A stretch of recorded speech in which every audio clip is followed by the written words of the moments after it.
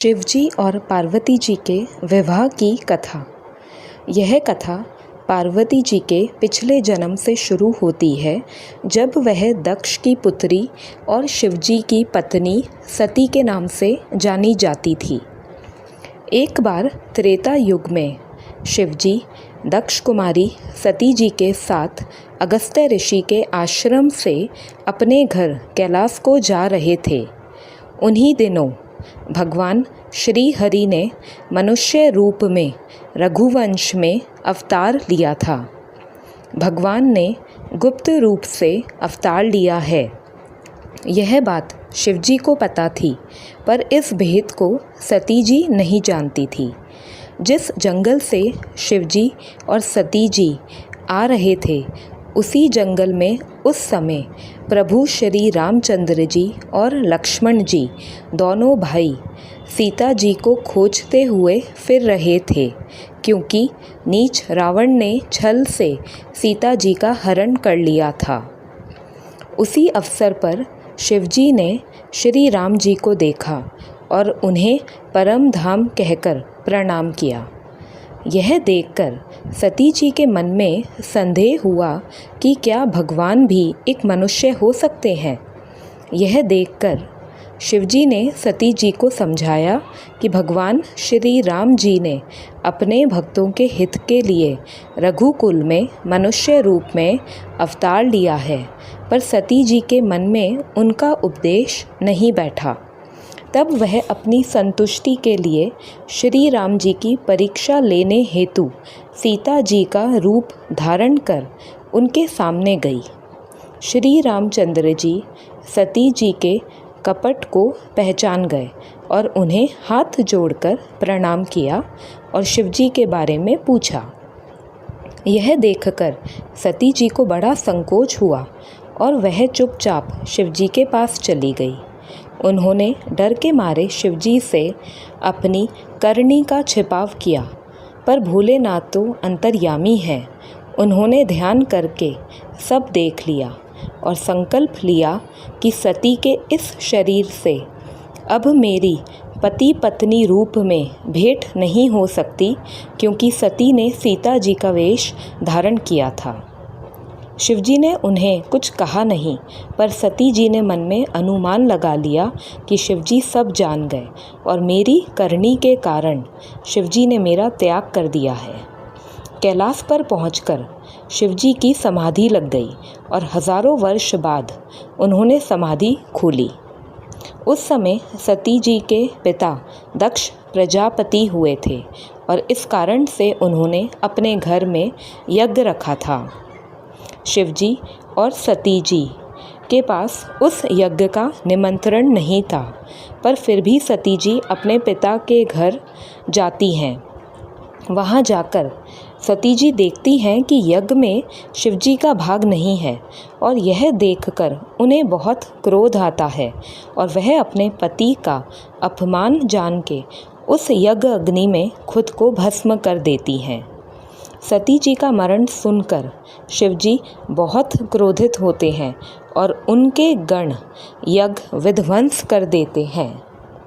सती जी ने मरते समय भगवान हरि से यह वर मांगा था कि उनका जन्म जन्म में शिवजी के चरणों में अनुराग रहे। इसी कारण उन्होंने अगले जन्म में हिमाचल के घर जाकर पार्वती के शरीर से जन्म लिया। जब नारद जी ने यह समाचार सुना तो वह हिमाचल के घर पधारे और उनकी पुत्री यानी माता पार्वती से मिले। हिमाचल के पूछने पर उन्होंने पार्वती जी के कुछ गुण दोष बताए और साथ ही यह भी बताया कि इनको योगी, जटाधारी, निष्काम हृदय, नंगा और अमंगल वेश वाला पति मिलेगा। यह सुनकर पार्वती जी के माता पिता हिमवान और मैना को बहुत दुख हुआ, लेकिन पार्वती जी खुश हुई। हिमवान ने सोचा कि नारद जी की वाणी झूठी तो हो नहीं सकती, अतः उसने उन्हीं से उपाय पूछा। नारद जी ने कहा कि मैंने वर के जो दोष बताए हैं, मेरे अनुमान से वे सभी शिवजी में हैं। यदि शिवजी के साथ विवाह हो जाए तो दोषों को भी सब लोग गुणों के समान ही कहेंगे। शिवजी भगवान है, इसलिए इस विवाह में सब प्रकार से कल्याण है। नारद जी के वचन सुनकर मैना ने जाकर पार्वती जी से बात की और माता पार्वती महादेव के लिए वन में जाकर तप करने लगी। 1000 वर्ष तक उन्होंने मूल और फल खाए, फिर 100 वर्ष तक साग खाकर बिताए। कुछ दिन जल और वायु का भोजन किया, फिर कुछ दिन कठोर उपवास किया और फिर 3000 वर्षों तक सूखे बेलपत्र खाए। तब से पार्वती जी का शरीर कमज़ोर देखकर आकाश से ब्रह्मावाणी हुई कि हे पर्वतराज कुमारी, तेरा मनोरथ सफल हुआ। तू अब इस कठिन तप को त्याग दे, अब तुझे शिवजी मिलेंगे। जब तेरे पिता बुलाने को आवे तब घर चली जाना, और जब तुम्हें सप्त ऋषि मिले तब इस वाणी को ठीक समझना। ब्रह्मवाणी को सुनते ही पार्वती जी प्रसन्न हो गई। इधर शिवजी सती जी के वियोग के दुख से दुखी होकर पृथ्वी पर घूमने लगे और हर समय वह अपने प्रभु श्री रामचंद्र जी को याद करते रहते। राम जी से उनका दुख देखा नहीं गया, अतः उन्होंने शिवजी को बहुत प्रकार से समझाया और सती जी के दूसरे जन्म यानी माता पार्वती जी के जन्म और उनके द्वारा शिवजी के लिए किए गए तप के बारे में बताया। फिर राम जी शिवजी को पार्वती जी से विवाह करने के लिए कहकर अंतर्धान हो गए। उसी समय सप्त ऋषि शिवजी के पास आए। महादेव जी ने उन्हें पार्वती जी के प्रेम की परीक्षा लेने हेतु और हिमाचल को कहकर उन्हें घर भेजने के लिए कहा। शिवजी के कहने पर सप्त ऋषि माँ पार्वती के पास गए और उन्होंने पार्वती जी को शिवजी के बहुत से दोष बताए और कटु वचन भी कहे, लेकिन पार्वती जी पर उनकी किसी बात का कोई असर नहीं हुआ। शिवजी में पार्वती जी का ऐसा प्रेम देखकर सप्तऋषि पार्वती जी के चरणों में सिर नवाकर चल दिए। मुनियों ने जाकर हिमवान को पार्वती जी के पास भेजा और वे पार्वती माँ को घर ले आए। फिर सप्तऋषियों ने शिवजी के पास जाकर उन्हें पूरी बात बताई। पार्वती जी का प्रेम सुनकर शिवजी बहुत प्रसन्न हुए और भगवान का ध्यान करने लगे। उसी समय तारक नाम का एक असुर था जिसने सभी देवताओं को युद्ध में हरा दिया था। उससे परेशान होकर सभी देवता ब्रह्मा जी के पास गए। ब्रह्मा जी बोले, इस असुर की मृत्यु शिवजी के पुत्र द्वारा होगी। आप सभी देवता मेरी बात ध्यान से सुनिए। सती जी ने ही अब पार्वती जी के रूप में जन्म लिया है और शिवजी को पति बनाने के लिए तप भी किया है, लेकिन शिवजी ने समाधि लगा रखी है। अतः तुम लोग कामदेव को शिवजी की समाधि भंग करने के लिए कहो, फिर हम लोग शिवजी को राजी करा के उनका विवाह करवा देंगे। फिर देवताओं ने कामदेव को बुलाया और उन्हें अपनी सारी विपत्ति कही। देवताओं की बात सुनकर कामदेव डरता हुआ अपनी सेना सहित शिवजी के पास पहुंचा और उसने बहुत प्रकार से उनकी समाधि भंग करने की कोशिश करी, पर शिवजी की अचल समाधि न डिगी। तब कामदेव ने क्रोधित होकर अपने 5 बाण शिवजी पर छोड़े, जिससे उनकी समाधि टूट गई और शिवजी जाग गए। शिवजी कामदेव को देखकर बहुत क्रोधित हुए और उन्होंने अपना तीसरा नेत्र खोल दिया, जिससे कामदेव जलकर भस्म हो गए। इस प्रसंग के बाद सभी देवता विष्णु जी और ब्रह्मा जी सहित शिवजी के पास गए। उन सब ने शिवजी से कहा कि वह सब उनका विवाह देखना चाहते हैं, अतः वह पार्वती जी से विवाह कर लें। सबकी प्रार्थना सुनकर और प्रभु श्री रामचंद्र जी के वचनों को याद करके शिवजी विवाह के लिए मान गए। उचित अवसर जानकर ब्रह्मा जी के कहने पर सप्त ऋषि पार्वती जी के पिता हिमवान से मिलने गए और उन्होंने श्रेष्ठ मुनियों को बुलाकर विवाह के लिए शुभ दिन, नक्षत्र, घड़ी देखकर लगन पत्रिका बनाकर सप्त ऋषियों को दी, जो उन्होंने ले जाकर ब्रह्मा जी को दे दी।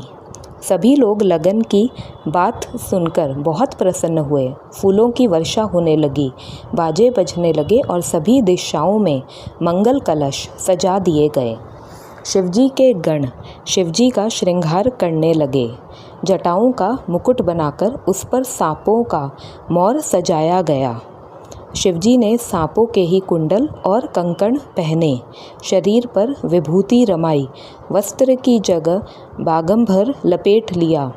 शिवजी के सुंदर मस्तक पर चंद्रमा, सिर पर गंगा जी, 3 नेत्र, सांपों का जनेव, गले में विष और छाती पर नरमुंडों की माला थी। इस तरह उनका वेश अशुभ होने पर भी वे कल्याणकारी और कृपालु हैं। एक हाथ में त्रिशूल और दूसरे हाथ में डमरू सुशोभित है। शिवजी बैल पर चढ़कर चले और अन्य देवतागण भी अपनी अपनी सवारियों पर सवार होकर उनकी बारात में शामिल हो गए। शिवजी के गण तरह तरह के वेश वाले और तरह तरह की सवारियों पर सवार थे।